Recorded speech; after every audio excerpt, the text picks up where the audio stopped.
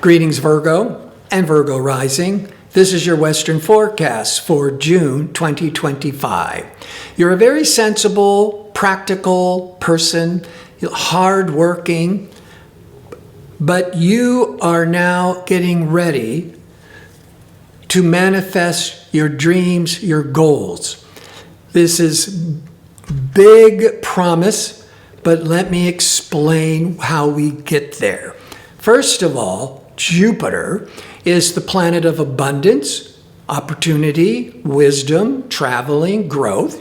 If you know any astrology, you've heard Jupiter in many ways is the Santa Claus of the zodiac.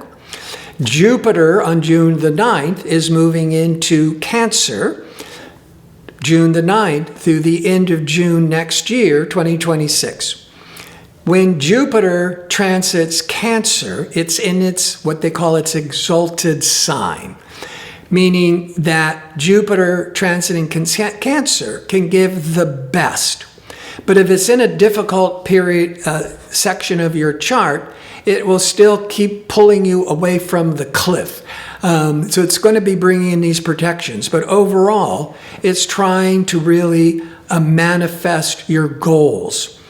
Now, part of that is Jupiter is in the 11th house, 11th sector from Virgo. And the 11th represents your dreams, your goals, your friends, your aspirations. Having an exalted Jupiter, when it's most powerful, once every 12 years, that Jupiter in your 11th, transiting Cancer, could bring in merry, supportive, important new friendships, really expanding your social circle, big dreams, social expansion. You could join a powerful network, receive help from allies, achieve a major personal goal. Your community will expand, big moves towards your long-range goals and aspirations. That's the best. But every light casts a shadow, and Jupiter can bring in too much confidence, believing that everything's going to work out, and therefore you can have overinflated expectations if you're not too grounded. Thank God you're a Virgo, so you're more inclined to be sensible. But the shadow side of an exalted Jupiter in your 11th house can indicate friendship or group dynamics drama. Too much drama with friends and networking. Or overcommitting, there's that overinflated energies, to causes. Because the 11th house also deals with your groups and organizations, your long-range visions, and the Jupiter can have you overcommitting. You might lose yourself in a group expectation or become overly idealistic about communities and long-term dreams. Now, that Jupiter is, when it goes into Cancer, June the 9th, in the middle of June, it's going to be exactly bumping up against Saturn and Neptune. Because Saturn and Neptune will both be around 1 degree. Saturn will be at 1 degree of Aries. Neptune will be at 2 degrees of Aries. So Jupiter will be squaring both of those powerful planets. Now, Jupiter will move forward, stop retrograde, but it won't retrograde all the way back to the Saturn-Neptune. So the good news is that you could be feeling stuck and maybe a bit overwhelmed or frustrated as you're going through these big, lofty goals and feel like you're hitting a brick wall or you're getting overwhelmed. Why did you take on so much? So that's the most intense period would be like June the 9th to the end of June, and it's not coming back.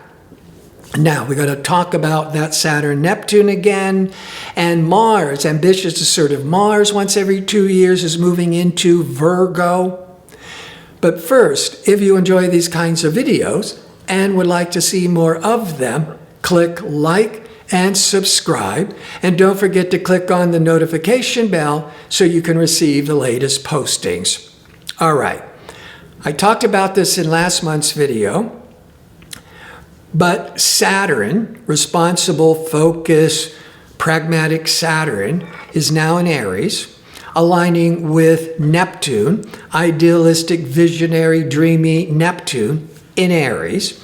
If there's no positive support from other planets, when these two planets align, now they're very close within 1 degree as we're in June, but they're not going to be exact until February the 20th, 2026. That launches a new 36-year cycle of the best of Saturn, Neptune. The best is because Saturn will help make your dreams, Neptune, real, or starting to manifest your goals and your vision. And the Saturn, Neptune in Aries is in the 8th sign past Virgo. And the 8th house can represent business contracts, business partnerships, maybe inheritance, maybe grants and settlements. It could be a big financial. But why is this the best? As I mentioned last month, powerful Pluto, transformational Pluto, is now in the early degrees of Aquarius, an air sign. Come July 2025, liberating progressive Uranus goes into Gemini once every 84 years, Gemini in air sign. So you have the outer planets, which can be life-changing, are in the best flow of energy, are trying to each other. And in the middle of this very positive support is Saturn and Neptune in Aries, a fire sign. So Saturn and Neptune are being sandwiched in these two outer planets in the most positive ways. And the Saturn Aries is giving you clues now, starting more officially in February, with 8th house matters. On a mundane financial level, you could be coming in, maybe you're coming into a big inheritance, or creating a great investment, passive income, getting a major financial contract or business partnership. Outside of money, the 8th house is the sector we look to for psychology, even astrology, but that Saturn-Neptune that can make your dreams come true. With that 8th house, you could be really feeling as though you're in this big transformation, great insights, tremendous new awareness. Now, with all of that said, that Jupiter squaring Saturn, Neptune only happens once. And so I think that's being overwhelmed, taking on all these great lofty goals. 11th house represents the goals. Mars has been in Leo back in November and December. Then it retrograded into Cancer. The middle of April, it went finally back into Leo for 2 months until June the 17th. Mars in Leo, Leo is the shadow side to Virgo, or it's the sign prior to Virgo. So with Mars, you could be feeling really stuck and frustrated because it's in that shadow sector. Or most of you, this is about being really busy working on achieving your goals, but in the shadow sector, could be getting the skills, the education, or developing a lot behind the scenes. But now you're ready to launch. June the 17th, ambitious, assertive Mars, for the first time in 2 years, goes into Virgo and will remain there till August the 6th. And so Mars in your sign or your rising sign, it is compelling to you to take big risks, take the lead, kind of initiate all kinds of new ventures. Certainly, you're going to be much more competitive, more driven, more ambitious to really manifest these lofty goals that you are really starting to own and accept.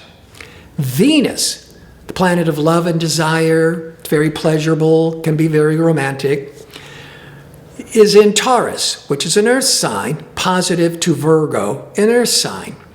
Venus goes into Taurus once a year, June the 5th to July the 4th. Venus can be romantic and pleasurable, and Taurus, it's 9 signs past Virgo.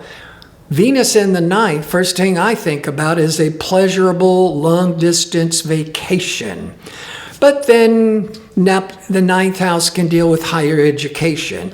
So you could be really valuing and appreciating that it's time to get your degree, go back to school, or getting away and going on a pleasurable international trip. Now, you don't have to go in June. You could be making the plans for a later date and making the plans in June. The 9th house is publishing and marketing. So today, almost all business is online to some degree. And with that Venus, you could be promoting and marketing online the creative products. That could be Venus in Taurus, or creating a new platform, Instagram, website, to kind of promote yourself. So you could travel out to the world, or you could digitally get yourself out to the world. And with Venus, it's enjoyable, it's pleasurable, and you could be well liked. And that can go along with exalted Jupiter in the 11th house of networking and friendships. That Mars in Virgo, you're off to the races. You have the courage to take big risks and to go for it. I want to thank you for watching. If you like information on how to book an astrology reading or to check out my 2-question offer, visit my website at gardino.co. That's .co. Until next month, be safe and well.